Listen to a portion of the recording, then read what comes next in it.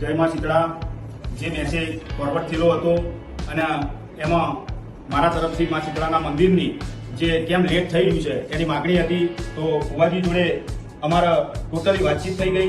એમાં જે કોઈ પણ પ્રશ્ન હતા એની વિગતવાર ચર્ચા થઈ ગઈ અને સાંથલ ગામના વિકાસની પણ વાત થઈ ગઈ અને ટોટલી રીતે થઈ ગઈ. પણ જો કદાચ એ મેસેજથી ભુવાજીનું દિલ દુખાયું હોય તો હું ફ્રેન્ડલી સોરી માગું છું અને સાંથલ ગામના વિકાસની અંદર. નમસ્કાર મિત્રો, વિડીયોમાં તમારું સ્વાગત છે. ગમન ભુવાજી અને વિજય પટેલને જે વિવાદ ચાલતો હતો એ વિવાદનો અંત આવ્યો છે અને ખરેખર સાથે મળીને દરેક કાર્યક્રમનું તેમને વચન પણ આપ્યું છે અને જે શીતળા માતાનું મંદિર બનાવવાનું હતું એ આખું ગામ સમગ્ર હળીમળીને બનાવશે. અને ભુવાજીએ પણ કીધું છે કે વિડીયો ખોટો હવે ફોરવર્ડ કરશો નહીં, અમારા બંનેનું સમાધાન થઈ ગયું છે. તો ખરેખર વિડીયોની અંદર વિજય પટેલ અને ગમન ભુવાજી જોવા મળી રહ્યા છે.